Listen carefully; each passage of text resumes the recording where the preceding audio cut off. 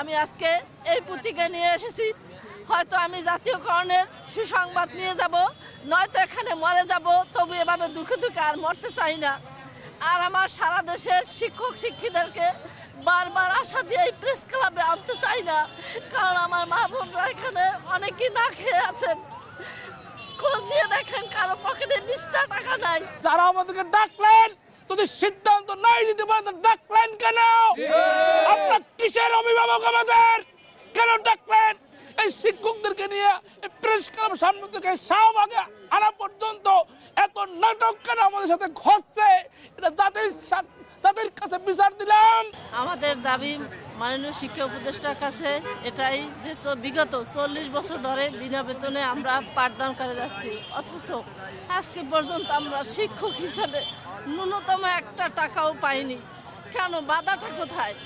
একই কারিকুলামে আমরা প্রাইমারির সমন্বয় আমরা পাঠদান করি, অথচ এই বাংলাদেশে বিগত দিনে কত সরকার আসলো গেল, আমাদেরকে বারবার মৌখিক আশ্বাস দিয়ে উঠে দিয়েছে, পুলিশ দিয়ে লাঠি পিটানি চার দমকা দিয়ে পানি দিয়ে, কিন্তু কোনো আশ্বাস তারা বাস্তবায়ন করে নেই।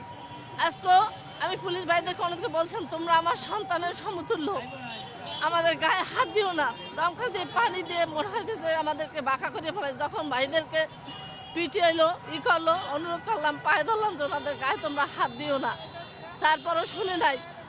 তাদের যত শক্তি ছিল তত শক্তি দিয়ে পিছাইছে। শুধু আজকেই নয়, বিগত দিনে 22 সালের আন্দোলনে, 13 আন্দোলনে 22 দিন ছিলাম। এইভাবে বারবার পুলিশ দিয়ে অত্যাচার করে আমাদেরকে উঠিয়ে দেওয়া হয়। তাই আমি অন্তর্বর্তীকালীন সরকার, উনি একজন বিশিষ্ট অর্থনীতিবিদ, ওনার কাছে আবেদন, শিক্ষককে যেন শিক্ষকের মর্যাদা দিয়ে সসম্মানে জাতীয়করণের ঘোষণা দিয়ে বাংলাদেশকে বৈষম্যমুক্ত করেন। কারণ 24-এর গণ উত্থানে আমাদের সন্তানরা জীবন দিয়েছে। আমি নিজেই সরাসরি ওই 36 জুলাই মাঠে ছিলাম। আমার 2 সন্তান ঢাকা সরকারি কলেজে পড়েন। আমি ওদেরকে ছেড়ে দিয়েছিলাম। ওরা বলছে যে মা কোনো দাবি রাখবা কিনা, আমরা নাও ফিরতে পারি। যাই হোক, অশিষ্ট হসপিটালে অসুস্থ অবস্থায় ভর্তি ছিল, আমার ছেলে মেয়ে ফিরে গেছে। আমি আজকে এই প্রতীকে নিয়ে এসেছি। হয়তো আমি জাতীয়করণের সুসংবাদ নিয়ে যাব, নয়তো এখানে মরে যাব, তবু এভাবে দুঃখে দুঃখে আর মরতে চাই না। আর আমার সারা দেশের শিক্ষক শিক্ষিকাদেরকে বারবার আশা দিয়ে এই প্রেস ক্লাবে আনতে চাই না, কারণ আমার মা বোনরা এখানে অনেকেই না খেয়ে আছেন। খোঁজ দিয়ে দেখেন কারো পকেটে 20টা টাকা নাই। আমি নিজে সদরঘাট থেকে এখানে 80 টাকা ভাড়া দিয়ে আসি, যার সময় 10 টাকা দিয়ে বাসে যাই, সারাদিন না খেয়ে থাকি। এভাবে বছরের পর বছর আমার শিক্ষক সমাজকে যদি শিক্ষায় জাতির মেরুদণ্ড হয়, তবে শিক্ষক কেন রাজপথে বসে পুলিশের হাতে মার খেয়ে যেতে? আমি সব কিছু ভিজেছিলাম, আমার শরীর কাঁপতেছে। পরে আমার এক ভাই আমার জন্য পোশাক নিয়ে আসে, আমি এখন চেঞ্জ করে আসলাম। কারণ আজকে হয়তো জাতীয়করণের ঘোষণা সরাসরি লিখিত চাই, নয়তো এখানে যদি পুলিশ দিয়ে গুলি চালায় আমি এখানে জীবন দিয়ে যাব। কারণ এই বাংলাদেশে 95% মুসলিম কান্ট্রি দেশ হতে পারে, তারা যে ভাঙচুর করতে পারে, অন্যায় করতে পারে, যারা বেদাতি করতে পারে, তাদের দাবি আদায় হয়। কিন্তু আমরা সভ্য জাতির শিক্ষক মান পেশার মানুষ, আমরা অন্যায় করতে পারি না। আর আমাদেরকে ভদ্রভাবে আমার ভাইরা সুশৃঙ্খলভাবে বারবার আন্দোলনে ডাকতেন, সবাই আসে, কিন্তু আর বারবার ডাকতে আমার লজ্জা করে। আমি আর কতবার এই শিক্ষকদেরকে টাকার রাজপথে নামাবো? আজকে আমরা এখানে কর্মসূচি মাধ্যমে শান্তিপূর্ণ কর্মসূচি ছিল। এখানে শাহবাগে আসার পরে আমাদের উপর পুলিশে লাঠিচার্জ করেছে। তার পরিপ্রেক্ষিতে এখানে আমরা অবস্থান করেছি। এখান থেকে আমাদেরকে মাননীয় প্রধান উপদেষ্টা কার্যালয়ের অভিমুখে আমাদের 15 জন দায়িত্বশীলদেরকে নিয়ে গেছিল, কিন্তু পথিমধ্যে রাস্তার মধ্যে আমাদেরকে মাননীয় প্রধান উপদেষ্টা মহোদয়, এপিএস মহোদয় আমাদের সাথে আলোচনা করেছেন। আমরা বললাম, স্যার আমাদেরকে মাঠ থেকে নিয়ে আসছেন, যে মাননীয় প্রধান উপদেষ্টা কার্যালয় নিয়ে আলোচনা সাপেক্ষে আপনাদেরকে সঠিক সিদ্ধান্তের মাধ্যমে একটা সমাধান আসবে।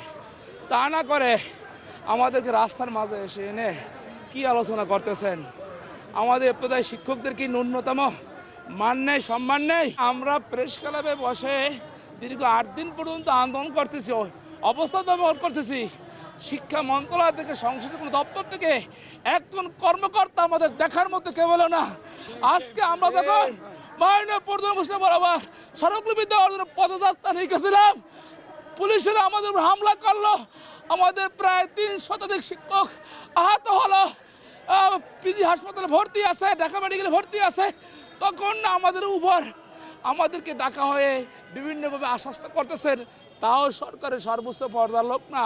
আমাদের শিক্ষা উপদেষ্টা মহোদয় কোথায়? আমাদের শিক্ষা সচিব কোথায়? আমাদের কোথায়? আপনার শিক্ষকদেরকে এই রাজপথে রেখে পুলিশের পিটানি দিয়ে, গণপিটানি দিয়ে আপনি কোথায় চলে গেলেন? আমাদেরকে ডেকে নিলেন আপনার মন্ত্রণালয়, আমরা যে দেখি আপনাদের নাই। অতিরিক্ত সচিব মহোদয় বসা, তিনি বলেন আমরা কিভাবে সিদ্ধান্ত দিব। তো যারা আমাদেরকে ডাকলেন, যদি সিদ্ধান্ত নাই দিতে পারেন ডাকলেন কেন? আপনার কিসের অভিভাবক আমাদের? কেন ডাকলেন? এই শিক্ষকদেরকে নিয়ে প্রেস ক্লাব সামনে থেকে শাহবাগে আনা পর্যন্ত এত নাটক কেন আমাদের সাথে ঘটছে? এটা জাতির কাছে বিচার দিলাম। এটা অত্যন্ত ন্যাক্কারজনক। এরপরে ওয়াটার কামান মেরে ছত্রভঙ্গ করে দেয়। একটা পর্যায়ে পরপর 2টি ককটেল ফাটায় আমাদের শিক্ষকদের উপরে। আমাদের শতাধিক শিক্ষক বিভিন্ন হসপিটালে চিকিৎসাধীন অবস্থায় আছে। আমরা এর তীব্র প্রতিবাদ জানাচ্ছি এবং নিন্দা জানাচ্ছি। আমরা মানব গড়ার কারিগর, আমরা বুনিয়াদী শিক্ষা শিখাই, আমরা নৈতিক শিক্ষা দেই, আমরা শিক্ষক। আজকে আমাদের সাথে যদি আচরণ করা হয় তাহলে জাতি কি দেখবে আর এর থেকে কি শিখবে? আমরা মনে করি সরকারের দ্রুত সিদ্ধান্ত নিয়ে আমাদেরকে এখান থেকে বিদায় করা উচিত। যদি আমরা সরকারের তরফ থেকে চূড়ান্ত কোনো সংবাদ না পাই, ততক্ষণ পর্যন্ত আমরা আমাদের কর্মসূচি প্রত্যাহার করব না। আমরা এখানে অবস্থান করব ইনশাল্লাহ।